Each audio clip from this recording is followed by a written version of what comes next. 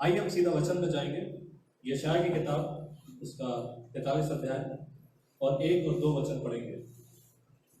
तो जिसकी आवाज बुलंद हो अपनी बुलंद आवाज में पढ़े।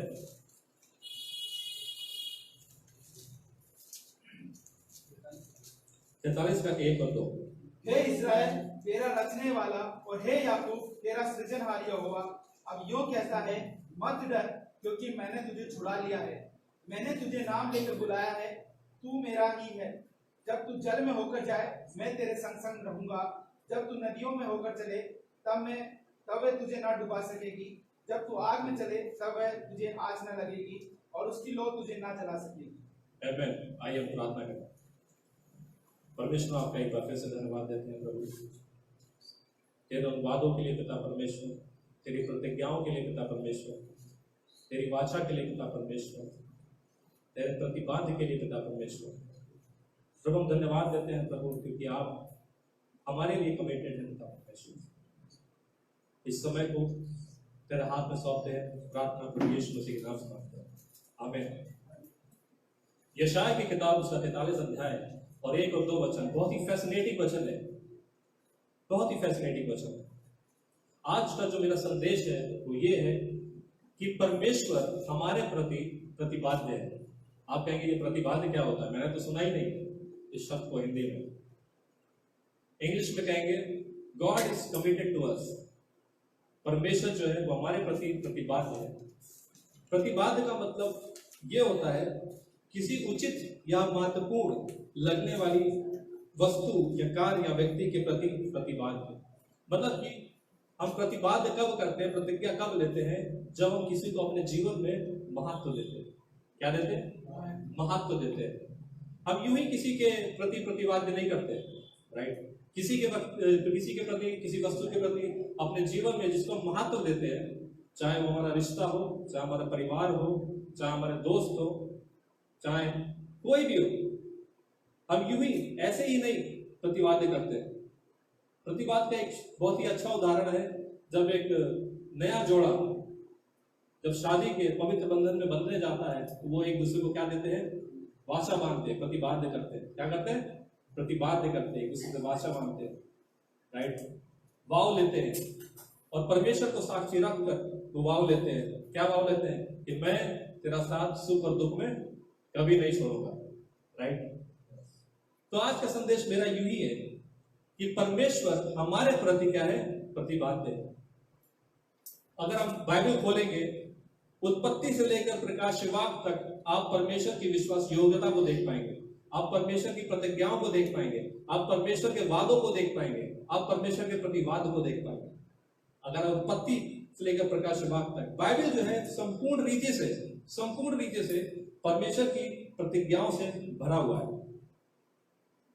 कोई भी आप स्टोरी देखेंगे, कोई भी आप उसके अंदर अगर वचन पढ़ेंगे तो आपको उसके अंदर परमेश्वर की प्रतिज्ञा आपको मिलेगी। और हमारे जीवन में भी जब हम पीछे मुड़ते हैं, जब अपने पीछे के जीवन में जब झांक के देखते हैं तो हम देखते हैं परमेश्वर जो है वो विश्वास योग्य है। मैं गर्व से कहता हूं कि मैं परमेश्वर के पीछे चलता हूं, परमेश्वर की सेवकाई करता हूं और परमेश्वर ने कभी मुझे लज्जित नहीं होने दिया। मेरे जीवन में कभी परमेश्वर ने मुझे लज्जित नहीं होने दिया।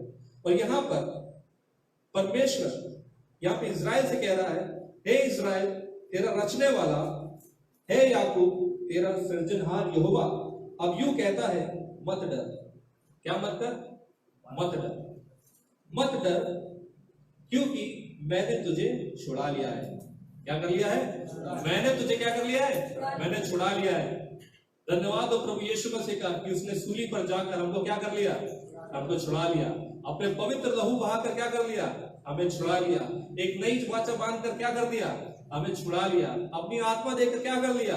हमें छुड़ा लिया। तो हमें डरने की जरूरत नहीं है। हमें अपने जीवन में किसी चीज से भी डरने की जरूरत नहीं है। फिर आगे देखते हैं, वचन में लिखा हुआ है, मैंने तुझे नाम लेकर बुलाया है, तू मेरा ही है। मैंने तुझे नाम लेकर बुलाया है और तू मेरा ही है। परमेश्वर हर व्यक्ति को जानता है। इस दुनिया में 7.5 बिलियन लोग हैं। परमेश्वर हर व्यक्ति को नाम से जानता है। ये बहुत ही अद्भुत बात है। कई बार हमारे रिश्तेदार हमारा नाम नहीं जानते, कई बार आपके पड़ोसी आपका नाम नहीं जानते, लोग व्यस्त हैं, लोग बिजी हैं, लेकिन यहां पर परमेश्वर कह रहा है तेरा बुलाने वाला तुझे जानता है तू कौन। और दूसरे वचन पे हम ध्यान देंगे और हिस्टोरिकली हम जाएंगे और देखेंगे कि परमेश्वर ने कैसे अपने प्रतिवाद को, अपनी प्रतिज्ञाओं को, अपने वाचा को, अपने वादों को कैसे पूरा किया। बाइबल के अंदर देखेंगे दूसरा वचन, जब तू जल से होकर जाए मैं तेरे संग रहूंगा। जब तू जल से होकर जाए, यहां पे जो जल का जो चित्र है ये दर्शाया जा रहा है पुराने नियम के अंदर कई बार ऐसा बाधाएं आए हैं जहां पर नदी आ गई, उनको पता नहीं कि अब कैसे इसको क्रॉस करेंगे, कैसे जाएंगे, कैसे आगे बढ़ेंगे, रास्ता रुक गया है क्योंकि सामने नदी है और बहुत लहरें उड़ रही हैं, ऊंची ऊंची लहरें उड़ रही हैं, लेकिन कैसे आगे बढ़ेंगे। तो यहां पर जैसे कि पहले वचन में देखा, दूसरे वचन में लिखा हुआ है जब तू जल से होकर जाए मैं तेरे संग रहूंगा, और जब तू नदियों में होकर चले तब वे तुझे ना डुबा सकेंगे, जब तू आग में चले तब तुझे आंच ना लगेगी और उसकी लौ तुझे ना जला सकेगी।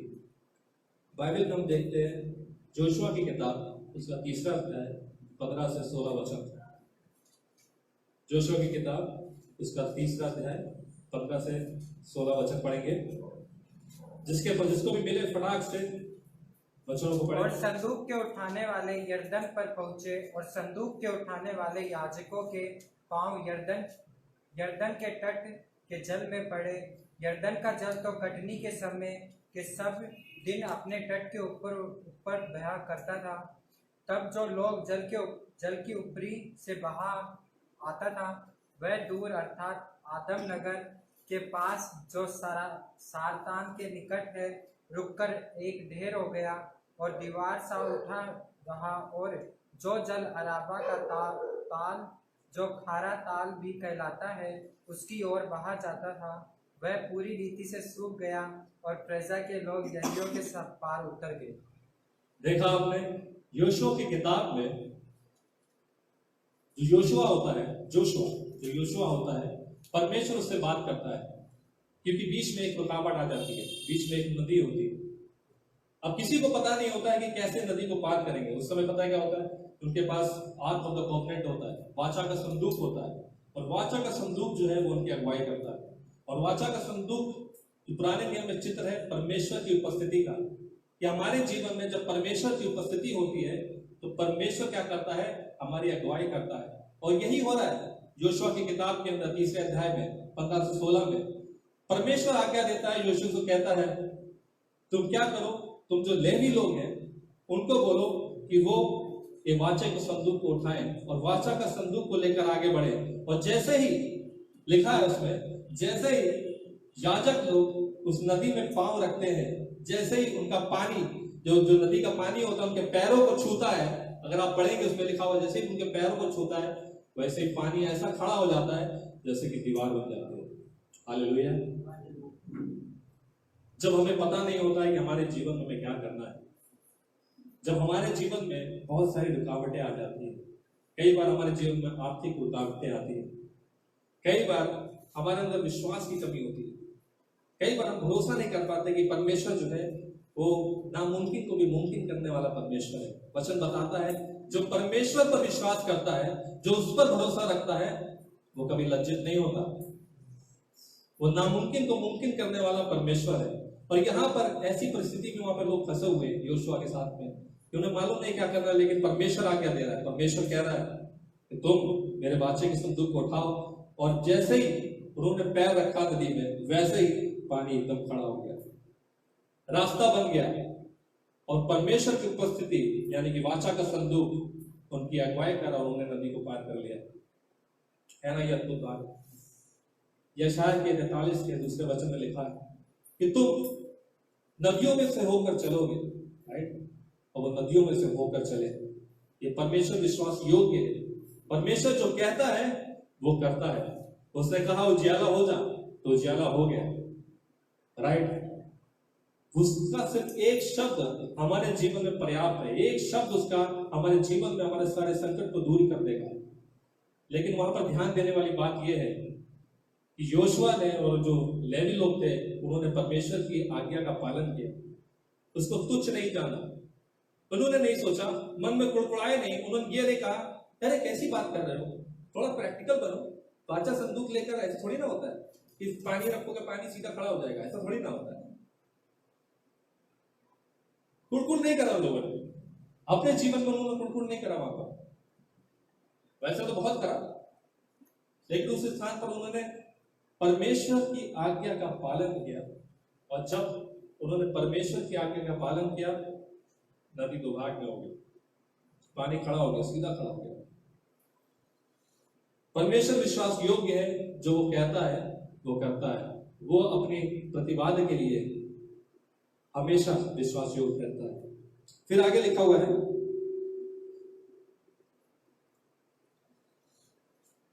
और जब तू नदियों में होकर चले तब वे तुझे ना डुबा सकेंगे। नदियों में होकर चले, देखेंगे हम निर्गमन की किताब उसका 14 अध्याय 21 वचन। निर्गमन की किताब 14 अध्याय उसका 21 वचन। यहाँ पर भी एक परमेश्वर की फैसिनेटिंग स्टोरी। तब मूसा ने अपना हाथ समुद्र के ऊपर बढ़ाया और यहोवा ने रात भर प्रचंड पुरवाई चलाई और समुद्र को दो भाग करके जल ऐसा हटा दिया, इससे उसके बीच सूखी भूमि हो गई। राइट, आमेन। परमेश्वर ने कहा तुम नदियों में से होकर चलोगे। यहां पर भी जब मूसा जब मिस्र के दो देश लोग जब पूरी सेना लेकर, तो फैरौन है पूरी सेना लेकर इजराइलियों के पीछे भाग रहा है, उनको मारने के लिए, उनको पकड़ने के लिए।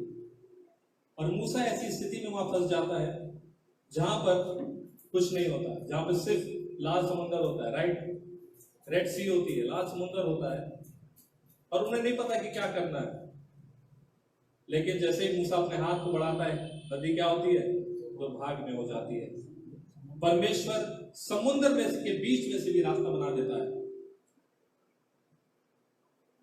परमेश्वर जो है वो अपनी हमारे लिए क्या है, प्रतिबाध्य है। क्या है, प्रतिबाध्य। परमेश्वर जो कहता है वो उसको पूरा करता है। बाइबल के अंदर 164 बार क्या लिखा है, कमिट, प्रतिबाध्य। क्या लिखा है, कमिट। 134 बार लिखा हुआ है। उत्पत्ति से लेकर अगर प्रकाश वाक् तक पढ़ेंगे तो 164 बार लिखा हुआ है। क्या लिखा है, प्रतिबाध्य। परमेश्वर जो कहता है वो पूरा होता है। यीशु मसीह ने लाजरस से कहा उठ निकल बाहर आ, क्या हुआ, वो जीवित हो गया। एक वचन परमेश्वर का काफी है। परमेश्वर जो कहता वो होता है। यीशु मसीह ने कहा तूफान से शांत हो जा, क्या हुआ, तूफान शांत हो गया। परमेश्वर अपने वचन के प्रति क्या है, प्रतिबाध्य। परमेश्वर जो कहता है वो करता है। परमेश्वर सदाकाल के लिए विश्वास योग्य है, वो कभी नहीं बदलता, कभी अपने जीवन में कभी नहीं बदलता। परमेश्वर अनंत काल से एक जैसा ईश्वर है। फिर आगे हम देखते हैं, आगे लिखा हुआ है जब तू आग में से चले तब तुझे आँच न लगेगी और उसकी लौ तुझे ना जला सकेगी। डैनियल की किताब उसका 3रा अध्याय 23 वचन पढ़ेंगे। डैनियल की किताब 3रा अध्याय 23 वचन। और उसी धधकते हुए भट्टे के बीच ये तीनों पुरुष शद्रक, मेशक और अबेदनगो बंधे हुए फेंक दिए गए। तब नबूकदनेस्सर राजा अचंभित हुआ और घबराकर उठ खड़ा हुआ और अपने मंत्रियों से पूछने लगा, क्या हमने उस आग के बीच 3 ही पुरुष बांधे हुए नहीं डलवाए? उन्होंने राजा को उत्तर दिया, हाँ राजा, सच बात है। फिर उसने उनसे कहा, अब मैं देखता हूँ कि 4 पुरुष आग के बीच खुले हुए ठहर रहे हैं और उनको कुछ भी हानि नहीं पहुंची, और चौथे पुरुष का स्वरूप ईश्वर के पुत्र के स्वरूप सदृश है। राइट जी, हम इस कहानी के बारे में हम शायद अच्छी तरीके से जानते हैं। इस कहानी में क्या हुआ, शद्रक, मेशक, अबेदनगो 3 इब्रानी लड़के, जवान लड़के, शायद हमारी उम्र के होंगे, मुझसे छोटे हो, राइट, 3 इब्रानी व्यक्ति। वहां पर राजा नेबूकदनेस्सर आदेश देता है कि सबको क्या करना है, मेरी मूर्ति के आगे झुककर क्या करना है, दंडवत करना है। सब लोग वहां पर झुक के खड़े हो गए, मुर्गा बन के। सब लोग क्या बन गए, उस राजा ने सबको क्या बना दिया, मुर्गा बना दिया। सब झुक गए। लेकिन ये 3 इब्रानी लड़के परमेश्वर की प्रतिज्ञाओं को जानते हुए, परमेश्वर के वचनों को जानते हुए, परमेश्वर की विश्वास योग्यता को जानते हुए निर्दयता के साथ खड़े रहे। और उन्होंने क्या कहा कि अगर मेरी जान भी चली जाए, अगर परमेश्वर मुझे बचाए भी ना, तो भी मैं इस मूर्ति के आगे नहीं झुकूंगा, मैं नहीं झुकूंगा। क्योंकि वो उनको पता था, वो जानते थे कि उनका जो परमेश्वर है, जिस जीवित परमेश्वर की वो उपासना करते हैं, उसकी आराधना करते हैं, वो परमेश्वर विश्वास योग्य परमेश्वर है। वो आग से बचाने वाला परमेश्वर है, वो पानी से बचाने वाला परमेश्वर है। उन्होंने अपने जीवन के अंदर परमेश्वर के आश्चर्य कर्म को देखा था, सुना था और विश्वास किया था। लेकिन सवाल उठता यह है कि क्या हम परमेश्वर के प्रति प्रतिवाद्य हैं? क्या हम अपने जीवन के साथ परमेश्वर के प्रति कमिटेड हैं? परमेश्वर तो कमिटेड है, परमेश्वर तो प्रतिवाद्य है। परमेश्वर तो कह रहा है मैं ना तुम्हें कभी छोड़ूंगा ना कभी त्यागूंगा। परमेश्वर आपके साथ है हर परिस्थिति में, चाहे कैसी भी सिचुएशन आ जाए, चाहे कैसी भी परिस्थिति आपके जीवन में आ जाए। अगर कुछ नहीं है आपके जीवन में तो कौन है? अगर पैसे नहीं है तो कौन है? अगर परिवार नहीं है तो कौन है? अगर जवानी नहीं है तो कौन है? अगर पढ़ाई नहीं है तो कौन है? परमेश्वर है, परमेश्वर है। अगर आप लंगड़े लूड़े हैं तो कौन है? परमेश्वर है। अगर आप अंधे बहरे हैं तो कौन है?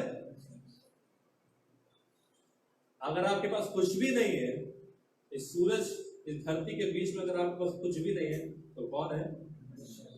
परमेश्वर है।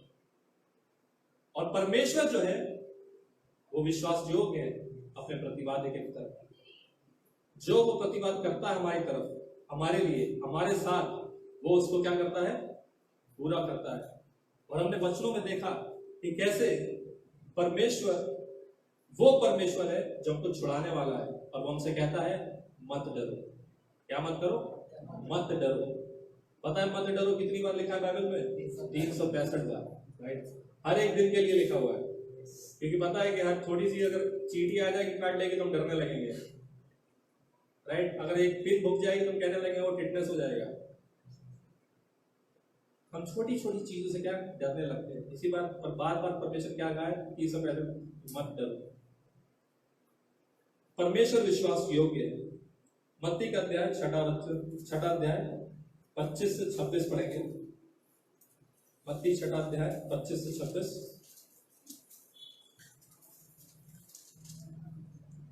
इसलिए मैं तुमसे कहता हूँ कि अपने प्राण के लिए चिंता न करना कि हम क्या खाएंगे और क्या पिएंगे। ये कौन कह रहा है? ये परमेश्वर कह रहा है। प्रभु यीशु मसीह इस दुनिया को रचने वाला कह रहा है कि तू क्या मत करना, चिंता मत करना कि तू क्या खाएगा और क्या पिएगा। यस, आगे। और ना अपने शरीर के लिए कि क्या पहनेंगे। क्या प्राण भोजन से और शरीर वस्त्र से बढ़कर नहीं? आकाश के पक्षियों को देखो, वे ना बोते हैं, ना काटते हैं, ना खत्तों में बटोरते हैं, फिर भी तुम्हारा स्वर्गीय पिता उनको खिलाता है। क्या तुम उनसे अधिक मूल्य नहीं रखते? तुम में कौन है जो चिंता करके अपनी आयु में एक घड़ी भी बढ़ा सकता है? राइट, यहां पर लिखा हुआ है, परमेश्वर कह रहा है कि तुम चिड़ियों को नहीं देखते, तुम कौवों को नहीं देखते, कबूतरों को नहीं देखते। कौन खिलाता होगा? ना वो तो बोते हैं, ना तो वो काटते हैं। उन्हें कौन खिलाता है? परमेश्वर खिलाता है। इस दुनिया में कितने जानवर हैं? बहुत जानवर है। उनको कौन खिला रहा है? परमेश्वर जो है हमारे प्रति प्रतिबद्ध है। परमेश्वर ने हमें सांस लेने की ऑक्सीजन दी है। अगर वो ऑक्सीजन ले ले क्या होगा? लेकिन उसने बहुत आयत की ऑक्सीजन दी है। परमेश्वर ने हमें इस धरती पर रखा है और हम 3 टाइम खाना खा रहे हैं, राइट? कौन वो ला रहा है? विश्वास योग्य है परमेश्वर अपने प्रति, राइट? हमारे प्रति क्या है? विश्वास योग्य है। और परमेश्वर यहाँ पे कह रहा है तू चिंता मत करना, तू क्या खाएगा, क्या पहनेगा, तू चिंता मत करना। लेकिन फिर भी हम बहुत चिंता करने लगते हैं, हम चिंताओं में डूबे रहते हैं। चिंता चिंता हो जाती है हमारे लिए। हम हर रोज चिंता करने लगते हो, क्या होगा, मेरे बच्चे का क्या होगा, मेरे लड़के का क्या होगा, मेरा क्या होगा। कहाँ है तू परमेश्वर? थोड़ी सी परेशानी आई, कहाँ है तू परमेश्वर? तो परमेश्वर यहां पर कह रहा है, अपने वचन में कह रहा है, मैं हूं। क्या तुम चिड़िया से ज्यादा मेरे लिए माने नहीं रखते? क्या तुमको मुझ पर भरोसा नहीं है? आप कल्पना करिए, सोचिए, परमेश्वर जो जीवित परमेश्वर, जिसने सूरज चांद सितारे सब कुछ बनाया, जिसने आपको ऑक्सीजन दिया, जिसने आपको शरीर दिया, जिसने आपको हाथ पैर दिए, मुंह दिया, खाने की वस्तुएं दी, पहनने के लिए कपड़े दिए, रहने के लिए घर दिया, क्या कोई चीज उसके लिए हार्ड है? क्या कोई चीज उसके लिए नामुमकिन है? वो परमेश्वर जो स्वर्ग में रहने वाला परमेश्वर है, जो तीनों स्वर्ग का मालिक है, वो परमेश्वर वो कह रहा है, क्या कह रहा है? क्या तुम मेरे लिए चिड़ियों से ज्यादा मान्य नहीं रखते? क्या मैंने तुम्हारे लिए लहू निभाया? क्या मैंने तुम्हारे लिए घोड़े नहीं खाए? क्या मैं तुम्हारे लिए सूली पर नहीं गया? क्या मैं तुम्हें दुनिया को बनाने से पहले तुम्हें चुना नहीं? क्या मेरे पास तुम्हारे लिए योजना नहीं?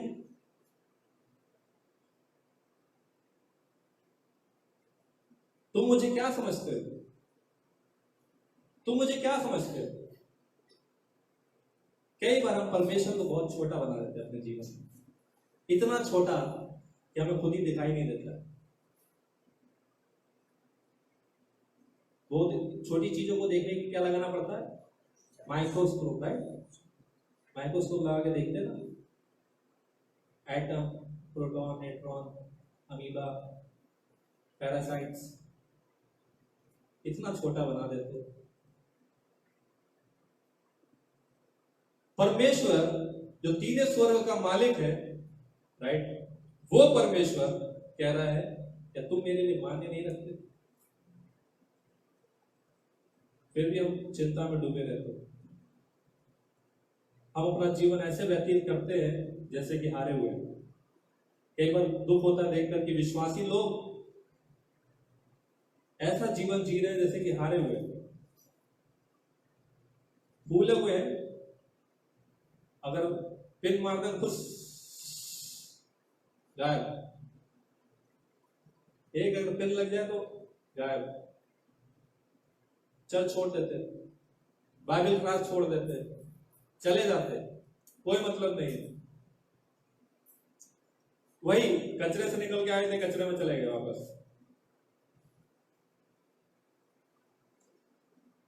परमेश्वर को वो नहीं देख पाए, परमेश्वर के साइज को नहीं देख पाए। वो परमेश्वर क्या है? विश्वास योग्य। और यहां पर यशायाह के 43 अध्याय में परमेश्वर कह रहा है कि मत डर, क्योंकि मैं तेरे साथ हूं, मैं तुझे जानता हूं, तेरे नाम से तुझे जानता हूं। रजनीश को जानता है परमेश्वर, राइट? शानू को जानता है परमेश्वर, सौरभ को जानता है परमेश्वर, राइट? वो विश्वास योग्य है, वो जो कह रहा है वो करता है। परमेश्वर विश्वास योग्य है, यीशु मसीह विश्वास योग्य है, पवित्र आत्मा विश्वास योग्य है।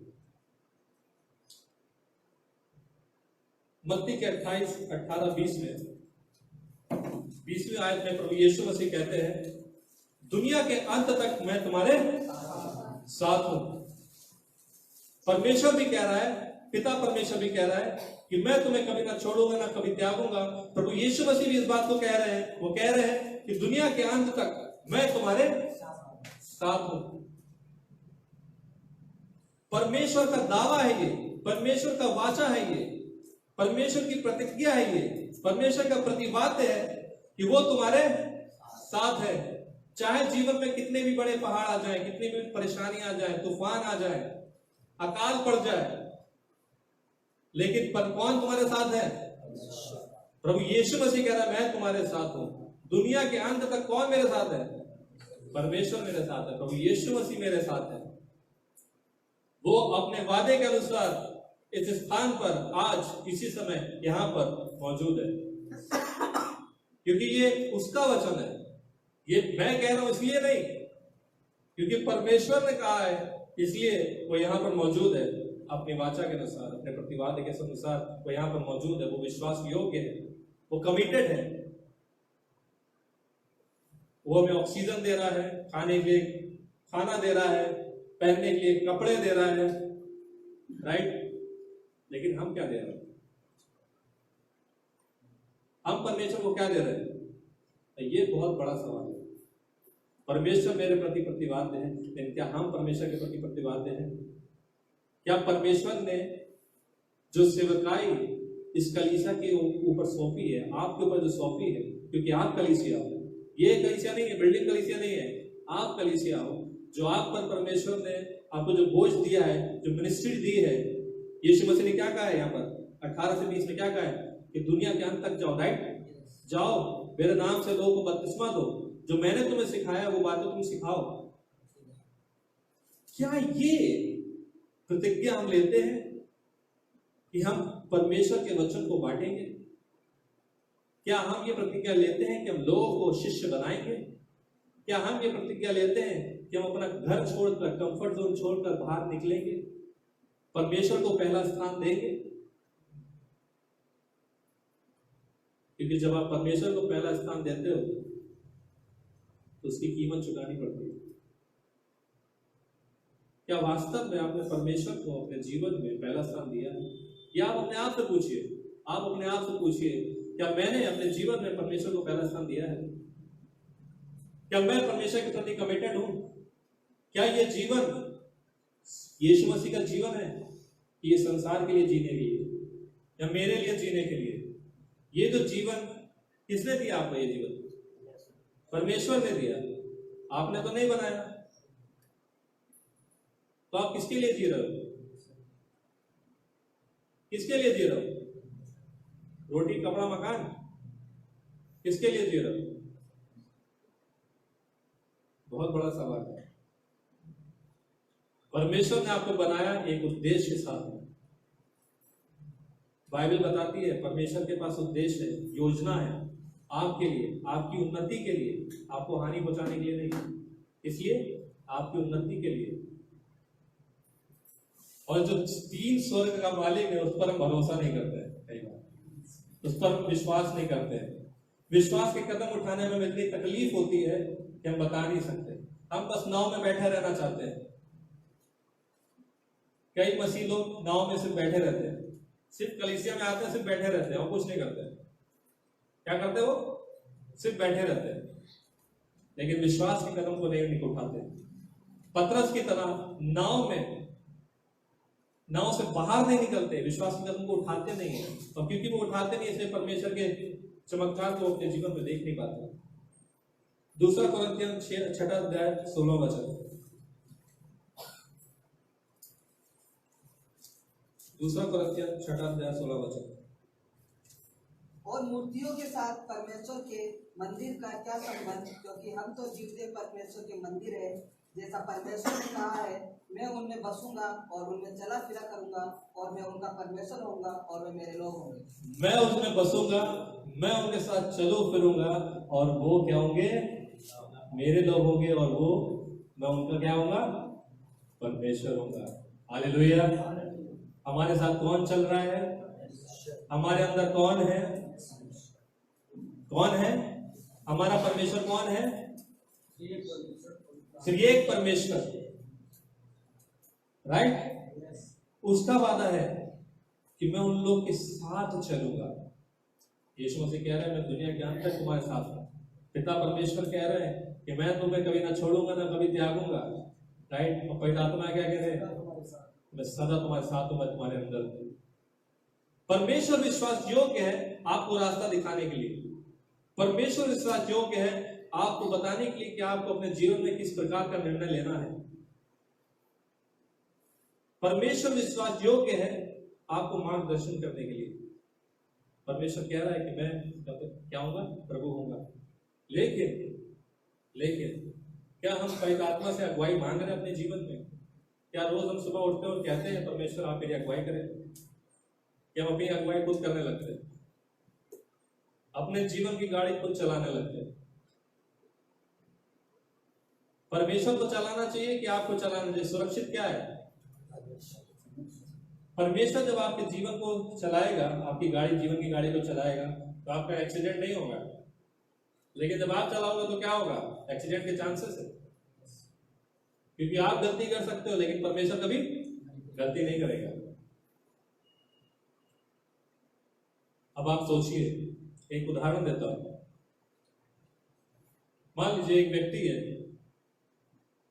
जिसको एक स्थान पर जाना है, ठीक है, उसके पास कार है, लेकिन उसको मालूम नहीं है कि कौन सा रास्ते से जाना है।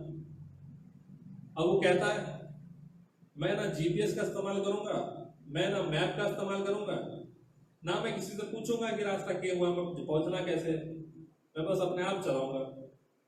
तो कितने % ये चांसेस है कि वो वहां पर पहुंच जाएगा? बहुत कम। मतलब कि उसकी इस बर्ताव से लगेगा कि वो इररिस्पॉन्सिबल है। क्या है? इररिस्पॉन्सिबल है। ऐसा हमें मालूम है हमें कहां जाना है, हमें पता है कहां जाना है, हमें मालूम है जब हमारा रैप्चर होगा या मृत्यु के बाद हमें अपनी शक्ल प्रभु यीशु मसीह को दिखानी है, हमें पता है, राइट? हमें मालूम है हमें कहां जाना है। सब जन जितने यहाँ बैठे हैं सबको पता है उनको शक्ल किसको दिखानी है? प्रभु यीशु मसीह को दिखानी है। बीमा सी जजमेंट पर प्रभु यीशु मसीह को आप शक्ल दिखाओगे। लेकिन अगर उसके बताए हुए रास्ता, ये जो वचन है, इस पर आप नहीं चलोगे तो वहां तक कैसे पहुंचोगे? आपने संसार का रास्ता पकड़ लिया तो क्या मिलेगा आपको वहां पर? नो गिफ्ट, नो इनाम, नो रिवॉर्ड, कुछ नहीं मिलेगा, क्योंकि आपने संसार का रास्ता पकड़ा हुआ है। और जो संसार का रास्ता पकड़ते हैं वो कहां जाते हैं? बहुत बढ़िया जगह जाते हैं, वहां खाने को कबाब मिलता है।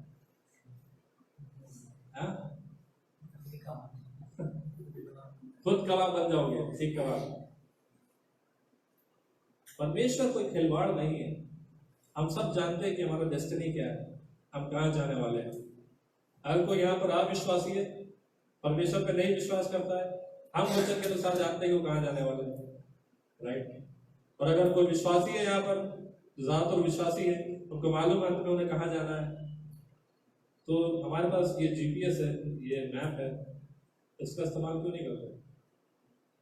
अगर हम इसका सही इस्तेमाल करेंगे, सही रास्ते पे चलेंगे, सही निर्णय लेंगे अपने जीवन में, राइट? सही प्रतिज्ञाएं ले पाएंगे, सही लोगों को चुन पाएंगे अपने जीवन में।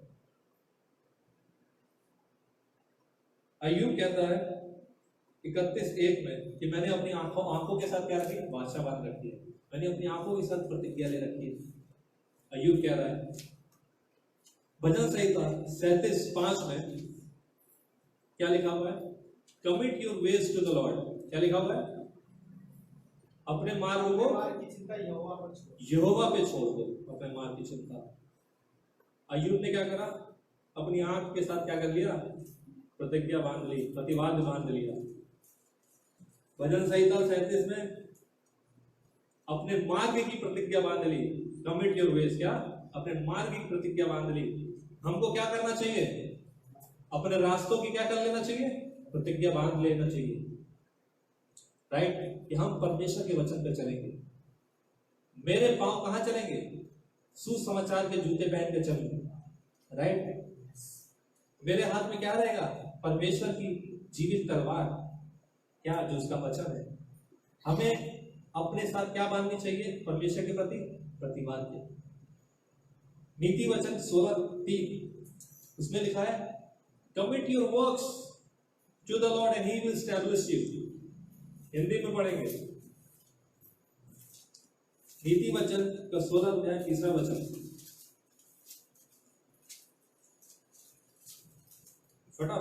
अपने कामों को यहोवा पर डाल दे, इससे तेरी कल्पनाएं सिद्ध होगी। अपने कामों को क्या करो? यहोवा पर डाल। यहोवा पर डाल दो। अय्यूब ने अपनी आंखों के साथ वाचा बांधी कि भजन संहिता में क्या अपने रास्ते परमेश्वर को दे दिए, और यहाँ पर क्या कहना, अपने कामों को क्या करो? परमेश्वर पे डाल दो। अब परमेश्वर क्या करेगा? परमेश्वर तुम्हें एस्टैब्लिश करेगा, तुम्हें सिद्ध करेगा, तुम्हें खड़ा करेगा, तुम एक आशीष के कारण होगे। पहला राजा का 8वां अध्याय है, उसका 61 वचन, उसमें लिखा, क्या लिखा हुआ है, पढ़ेंगे। पहला राजा 8वां अध्याय 61 वचन। तो तुम्हारा मन हमारे परमेश्वर यहोवा की ओर ऐसी पूरी रीति से लगा रहे कि आज के समान उसकी विधियों पर चलते हो और उसकी आज्ञाएं मानते रहो। उसकी आज्ञा मानते रहो। क्या दे दो? अपना हृदय दे दो। अपने हृदय के साथ क्या करो? प्रतिवाद करो। ये हृदय मैं किसको देता हूं? परमेश्वर को देता हूं, संसार को नहीं, किसी मनुष्य को नहीं। वो मनुष्य को नहीं जो भरोसे के लायक नहीं है, जो अपनी प्रतिज्ञाओं को पूरा नहीं कर सकता, तो मुझे धोखा दे देगा। राइट? किसी भी मनुष्य पे आप भरोसा करोगे वो आपको धोखा दे देगा, लेकिन परमेश्वर आपको कभी धोखा नहीं देगा। परमेश्वर क्या है? आपके साथ सदा काल के लिए विश्वास योग्य है। वो अपने आप का, अपने वचन का निकार नहीं करता है।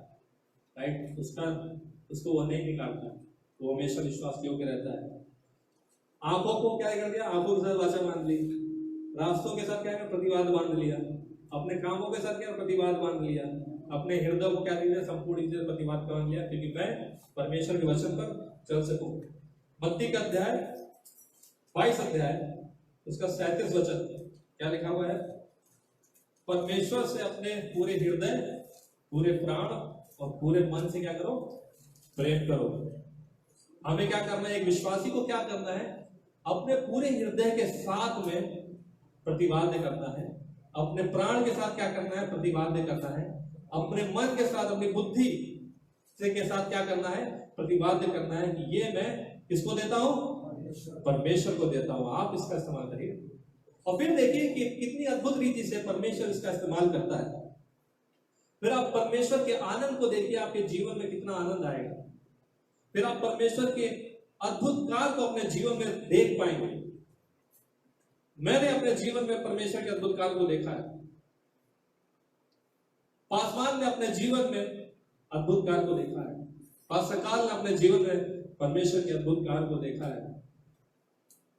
क्योंकि हम जानते हैं कि परमेश्वर क्या है? हमारे प्रति क्या है? प्रतिवाद्य। ठीक है? वो प्रतिवाद्य है। वो जो कहता है वो करता है। इसी तरीके से हमें क्या करना चाहिए? अपनी आंखों के साथ में, अपने कानों के साथ में, अपने मुंह के साथ में, अपने जबान के साथ में, अपने बुद्धि के साथ में, अपने हृदय के साथ में, अपने हाथ के साथ में, अपने पैर के साथ में क्या करना है? परमेश्वर को देना है। किसको देना है? परमेश्वर को देना है। और जब आप परमेश्वर को दोगे तब आप परमेश्वर के कार्य को अपने जीवन में पूरा होते हुए देखोगे। तब आप परमेश्वर की योजना को अपने जीवन के अंदर पूरा होते हुए देखोगे। यहां पर बहुत सारे जवाब हैं। भटक मत जाना, भटक मत जाना, क्योंकि पानी खड़ा है, पानी समुद्र ले रहे हैं हर जगह तुम्हें डुबाने के लिए। तुम सोचोगे तैर के निकल लेंगे, लेकिन पानी का बहाव बहुत तेज है। हर जगह आग लगी हुई है तुम्हें जलाने के लिए, लेकिन अगर परमेश्वर तुम्हारे साथ में है तो वो तुम्हें के बीच से निकाल के ले जाएगा और तुम उसके कार्य को देख पाओगे, उसके चमत्कारी कार्य को देख पाओगे। इसीलिए अपने आप को परमेश्वर को सौंप दो एक जीवित बलिदान के रूप में। आमीन। आइए हम सब प्रार्थना करें। परमेश्वर आपका धन्यवाद देते हैं प्रभु, आपके वादों के लिए, आपके वचनों के लिए प्रभु, आपकी वाचा के लिए पिता परमेश्वर, आपके प्रतिवाद के लिए प्रभु, आपके कमिटमेंट के लिए पिता परमेश्वर हमारे प्रति प्रभु हम बहुत ही धन्य है पिता परमेश्वर, क्योंकि आप हमारे साथ में हैं। हमारे पास कुछ हो ना हो प्रभु, लेकिन हम जानते हैं आप हमारे साथ में, और क्योंकि आप हमारे साथ में हमारे पास सब कुछ है।